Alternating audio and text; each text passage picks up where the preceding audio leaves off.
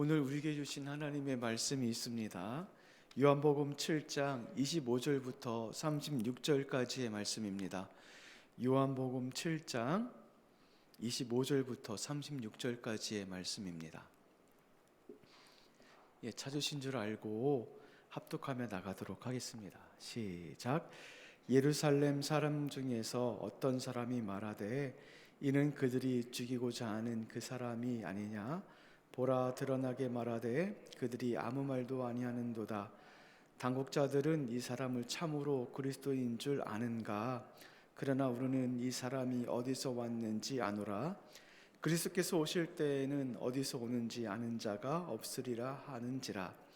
예수께서 성전에서 가르치시며 외쳐 이르시되 너희가 나를 알고 내가 어디서 온 것을 알거니와 내가 스스로 온 것이 아니라 나를 보내시는 참되시니 너희는 그를 알지 못하나 나는 아노니 이는 내가 그에게서 났고 그가 나를 보내셨음이라 하시니 그들이 예수를 잡고자 하나 손을 대는 자가 없으니 이는 그의 때가 아직 이르지 아니하였음이로라.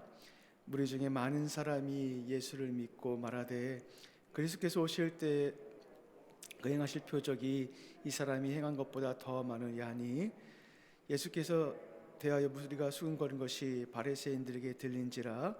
대제사장들과 바리새인들이 그를 잡고자 아랫사람들에게 보내니 예수께서 이르시되 내가 너희와 함께 조금 더 있다가 나를 보내신 이에게로 돌아가겠노라. 너희가 나를 찾아도 만나지 못할 터이요 나인 곳에도 오지도 못하리라 하시니 이에 유대인들이 서로 묻되 이 사람이 어디로 가기에 우리가 그를 만나지 못하리요? 헬라인 중에 흩어져 사는 자들에게로 가서 이를 가질 터인가? 나를 찾아도 만나지 못할 터이요 나 있는 곳에 오지도 못하리라 한 말이 무슨 말이냐 하니라. 아멘. 예수님께서는 초막절에 예루살렘에 올라가셨고 그 예루살렘에서 가르치셨습니다. 예루살렘이라는 장소에서 가르치셨다는 것은 공개적으로 당신을 드러내시는 일을 하셨다는 것을 알 수가 있습니다. 예수님께서 당신을 드러내셨을 때 두 분류의 사람들이 반응을 보이죠. 첫 번째 사람은 예수님을 따르는 자, 믿는 자가 있고 두 번째 사람은 예수님을 믿지 않는 자들이 있습니다. 오늘 25절에 보니까 먼저 믿지 않는 자들이 나타납니다. 그 자가 어떤 자냐면은 예수님이 거짓 메시아라는 것을 드러내는 그런 자입니다.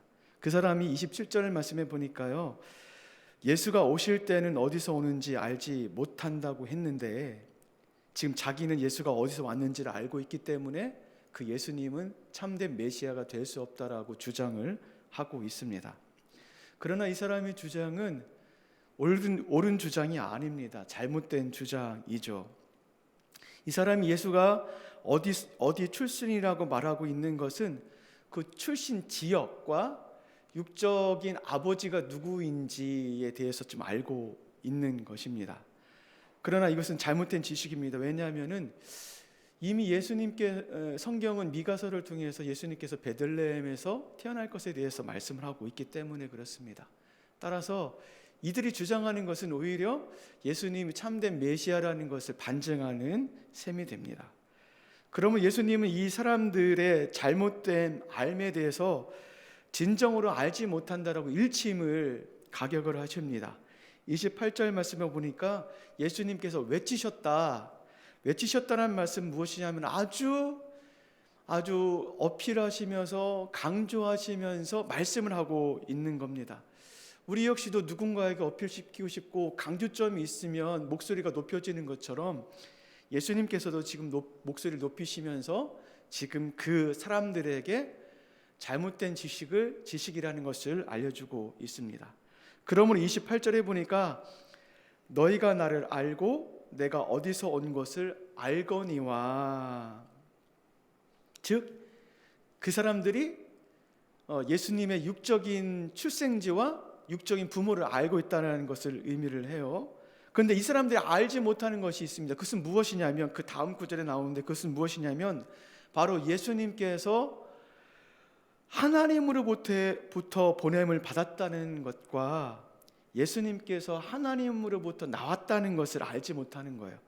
이것을 다른 말로 하면은 예수님의 신적인 기원과 출생을 모른다는 것을 지금 예수님께서 지적해주고 있는 말씀입니다.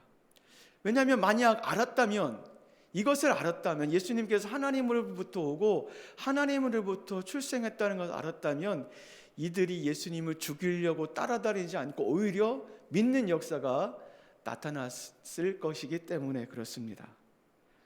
그렇습니다. 예수님은 어떤 분이신가요? 예수님은요, 하나님으로부터 출생하신 분이십니다. 하나님으로부터 나신 분이십니다. 예수님은 인간의 몸으로 오셨지만 결코 인간 안에 갇힐 수 없는 분이십니다. 예수님은 완전한 인간이시지만 인간의 능력과 비교할 수 없는 분이십니다. 그분의 능력은 인간의 능력을 초월하시는 분이십니다. 왜요? 그분은 하나님이시기 때문에 그렇습니다. 그러므로 그 예수님은 참되시고 예수님이 하시는 일은 옳으시고 선할 수밖에 없습니다. 이렇게 예수님께서 공개적으로 예루살렘에서 당신을 드러내시자 반대하는 자들이 예수님을 잡으려고 하고 있습니다. 이렇듯 잘못되고 변질된 믿은 사람을 죽음으로 가게끔 하게 됩니다. 30절, 이들은 잡으려고 하지만 그들의 계획이 헛된 실행으로 된 것을 볼 수가 있습니다. 왜 이들이 잡으려고 했지만 헛된 게 되어졌냐면 그 때가 아직 이르지 않았기 때문이라고 성경은 말씀을 하고 있습니다. 여기서 때가 나와요. 때가 이르지 않았다고 나와요. 그때는 어느 때를 의미를 할까요? 예수님께서 십자가에 지시고 부활하시고 승천하신 그때를 의미를 해요. 그렇다면 그때는 누가 주셨을까요? 그때를 누가 정하셨을까요? 예수님께서 정하신 것이 아니라 하나님께서 그때를 정하셨죠. 그렇기 때문에 하나님께서 그때를 정하셨기 때문에 예수님께서 잡히시지 않을 수 있는 것이고, 다른 말로 하면 하나님께서 그때가 되지 않았기 때문에 예수님을 그때까지 보호해 주신다는 사실을 지금 성경이 말씀을 하고 있는 것입니다. 그렇습니다. 우리도 이 땅에 살면서 수많은 때의 시간을 만나요. 우리는 때가 우리의 소유에 있다고 생각하고 우리가 그 때를 조정할 수 있다고 생각을 합니다. 그러나 아십시오. 그 때의 주권자는 우리가 아니라 하나님이시죠. 그 때에 하나님께서 허락하지 아니하시면 우리가 이루고 싶다고 한다고 할지라도 이루지 못해요. 그때 하나님이 허락을 하시면 우리가 이루고 싶지 않아도 이루어져요. 왜냐하면 그때의 주권자는 우리가 아니라 하나님이시기 때문에 그렇습니다. 그러므로 그때를 기다리는 우리의 모습은 어떤 모습이 되어야 됩니까? 하나님께 뜻을 묻고 그 하나님의 음성에 귀를 기울이셔야 되고 그 때를 기다리며 순종하며 나가는 것이 우리의 믿음의 사람의 모습이 아닐까 싶습니다. 31절은 이렇게 예수님을 죽이려는 하는 그 사람들의 무리 가운데서도 어떤 또 무리가 또 나타나냐면 예수님을 쫓고 믿는 무리가 나타나요. 이 사람들은 오히려 그 예수님을 죽이려는 하는 자들을 반박을 하면서 그 자들에게 예수님이 진짜라는 것을 다시금 설명을 해줍니다. 31절에 그리스도께서 오실지라도 그 행하실 표적이 이 사람이 행한 것보다 더 많을 수 없다는 거예요. 그리스도의 표적, 이 사람보다 더 많은 사람이 없기 때문에 이 분이 바로 메시아가 되며 참 예수님이 된다는 사실을 지금 증명해주고 있어요. 주장해주고 있어요. 이렇게 예수님을 믿지 않는 사람들이 있는 반면에 예수님을 쫓고 그 예수님이 참 메시아라는 것을 인정하면서 그 예수님을 믿고 쫓는 사람들이 있습니다. 여러분, 하나님의 나라는요 겨자씨와 같아요. 지극히 작지만 그것이 떨어져 싹이 나고 이파리가 나고 그러면 거목이 됩니다. 하나님의 나라는 누룩과 같아요. 가루 섬 안에 들어가서 그 누룩을 부풀게 만듭니다. 우리 주님의 말씀은 결코 멈출 수가 없습니다. 주님의 말씀은 그 하나님의 나라의 결실을 만들게 하는 말씀입니다. 왜냐하면 주님의 말씀은 능력의 말씀이기 때문에 그렇습니다. 따라서 우리는 그 능력의 말씀을 믿고 신뢰하며 그 말씀 속에 역사하시는 하나님이 계시고 그 말씀 속에 능력이 있다는 사실을 인정하며 나가시는 우리 모두가 되길 간절히 소망을 합니다. 이때 이런 상황 속에서 또다시 믿는 자와 극명하게 또 대치하는 사람들이 또 등장을 해요. 32절에 보니까 누가 등장을 하냐면 유대인들이 등장을 하죠. 특별히 유대인들이 어떤 자들이 등장을 하냐면 대제사장들과 바리새인들이 나타나서 예수님을 잡으려 한다라고 말씀을 하고 있습니다. 여기서 대제사장과 바리새인들은 어떤 사람들이냐면 산헤드린 공의회의 중요 회원들을 의미합니다. 이 사람들은 유대 사회에 큰 영향력을 미치는 그런 종교 지도자들입니다. 이 사람들이 아랫사람들을 부려서 예수님을 잡으려고 해요. 이때 예수님께서 그들을 향해서 33절에 어떻게 말씀을 하시냐면 너희와 함께 있다가 나를 보내신 이에게로 돌아가겠노라 라고 말씀을 하세요. 너희와 함께 있다가 나를 보내신 이에게 돌아가겠다. 이 말씀은 어떤 말씀이냐면 예수님의 죽음을 알리시는 거예요. 예수님께서 이 땅에 오셨지만 내가 십자가에 죽고 부활함으로 말미암아 승천해서 그 하나님의 그 보좌 우편에 앉을 것이다. 그 죽음에 대해서 지금 말씀을 하고 있어요. 그러나 24절에 뭐라고 말씀하시냐면 예수님은 나를 찾아도 만나지 못할 것이며 나 있는 곳에 오지 못할 것이라고 말씀을 하십니다. 그렇죠. 예수님께서 죽으시고 그 승천하시면 그것을 따라할 사람이 없고 그것을 찾을 사람이 없기 때문에 그렇습니다. 그럼에도 불구하고 이 유대인들은 35절부터 36절 말씀에 보니까 그 의미를 잘 파악하지 못해요. 분명히 아까 그 윗구절에서도 예수님을 내가 잘 알고 있다, 그의 출생지를 잘 알고 있다, 그가 어떤 사람이라는 것을 잘 알고 있다고 하는데 그 잘 알고 있는 그 지식이 잘못된 지식이었을 뿐만 아니라 오늘 35절부터 36절에도 그들이 잘 알고 있다고 함에도 불구하고 예수님에 대해서 잘 알지 못하고 있는 것을 볼 수가 있어요.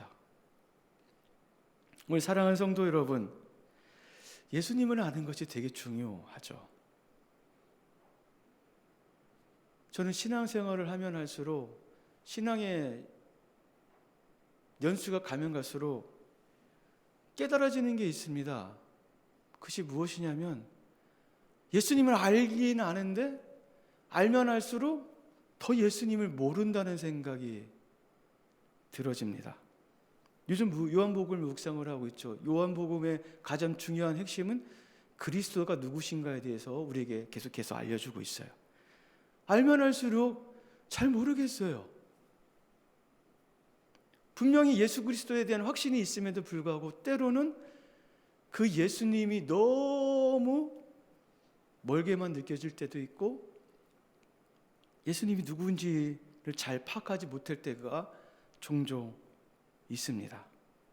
여러분, 우리가요 아무리 이성이 뛰어난다 할지라도 예수님을 잘 파악하지 못합니다. 왜냐하면 이성으로 예수님을 알 수 있는 분이 아니시기 때문에 그래요. 예수님은 무엇으로 알 수 있는 분이냐면 믿음으로만 알 수 있는 분이기 때문에 그래요. 성령님이 내주해 주셔서 성령님께서 알려주셔야만 알 수 있는 분이 예수님이기 때문에 우리 아무리 지식이 높다 한다 할지라도 그분은 알 수가 없어요. 지금 여러분께서 예수님을 많이 아신다고 하실지도 모르겠습니다. 예수님을 많이 알고 잘 안다라고 생각하지 마십시오. 왜 그런지 아십니까? 안다라고 생각할 때 넘어져요. 안다라고 생각할 때 예수님을 더 모르는 상태로 빠질 수도 있습니다. 저는 가끔 가다가 그 믿음의 사람들의 이야기를 종종 들어요.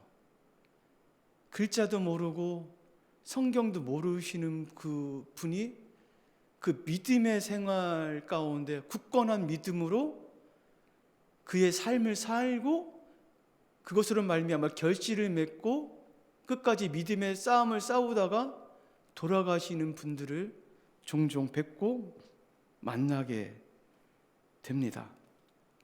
여러분, 글자도 모르시는 분들이 성경에 대해서 많은 연구를 알고 많은 지식을 알고 있을까요?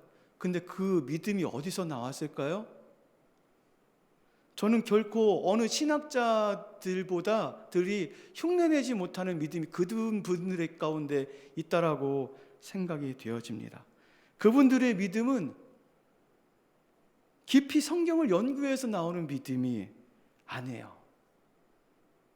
삶으로 체험된 믿음이고 그 예수님을 온전히 아는 굳건한 믿음 가운데 나오는 믿음입니다. 우리 사랑하는 지체였던 우리 변은갑 집사님께서 소천을 하셨죠. 약 10년 동안 비인강암이라는 것을 가지고 투병을 하셨습니다. 여러분 10년 동안 암 투병을 하는 거 여러분들에게 직접 그것들이 닥쳐진다 생각해 보십시오. 그것을 10년 동안 견디면서 그 안에서 믿음을 지킨다는 거 저는 생각을 못할 것 같습니다. 그리고 그 고통이 얼마나 심한지 마약성 진통제를 먹어도 그 고통이 지워지지 않는 그렇게 몇 년 동안을 사셨어요. 그분을 만나면서 그분이 하시는 말씀은 하나님에 대한 원망이 없어요.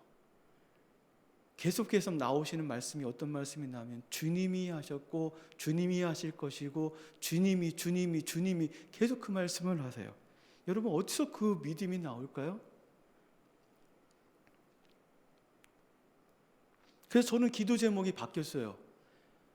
어제도 제가 상갓집에 가서 어떤 우리 성도님과 지체분들과 대화를 하면서 상갓집에 가면 항상 그 말씀, 죽을 때 잘 죽어야 돼, 아프지 않고 죽어야 돼, 그것이 기도 제목입니다라고 이렇게 하시는 분들이 많이 있잖아요. 우리도 그런 기도를 하잖아요. 저는 기도 제목이 바뀌었어요. 아프지 않고 죽는 게 아니라 믿음으로 죽음을 맞이하고 믿음으로 죽음을 맞이함으로 후대에게 천국의 소망이 있다는 것을 알려주고 죽고 싶어요. 그 기도 제목이 바뀌었어요. 여러분, 우리는 지금까지 믿음으로 살고 있지만 끝까지 죽을 때까지 믿음으로 사셔야 됩니다. 그래서 죽음을 잘 준비를 하셔야 돼요. 예수님을 너무 잘 안다라고 생각하지 마십시오. 너무 또 모른다라고 기죽지 마십시오. 우리의 믿음의 척도는 예수님을 바로 아는 것에 있지만 그 척도의 끝은 열매로 알 수가 있습니다. 따라서 우리는요, 평생 동안 예수님을 배워야 돼요. 어제 배웠다고 예수님을 아는 것에서 멈추는 것이 아니라 오늘도 배워야 되고 앞으로도 배워야 되고 우리가 숨이 멈추는 그날까지 예수님을 알아야 돼요. 그렇지 않으면 어떻게 되는 줄 아십니까? 선자는 넘어지게 되고 예수님을 안다고 생각하는 그 순간에 우리의 믿음이 점점 나약해지게 될 수밖에 없습니다. 그래서 사도 바울은 이렇게 고백을 했던 것 같습니다. 내가 이미 얻었담도 아니요 온전히 이루었담도 아니라 오직 내가 그리스도 예수께 잡힌 바 된 그것을 잡으려고 달려가노라. 형제들아, 나는 아직 내가 잡은 줄로 여기지 아니하고 오직 한 일 즉 뒤에 있는 것을 잊어버리고 앞에 있는 것을 잡으려고 폿대를 향하여 예수 그리스도 안에서 하나님이 위에서 부르신 부름의 상을 위하여 달려가노라. 평생 예수님을 알아가는 일에 힘쓰시고 우리의 힘을 점진전력을 그분께 모아두는 남산의 모든 지체 여러분 되길 주님의 이름으로 축원을 드립니다.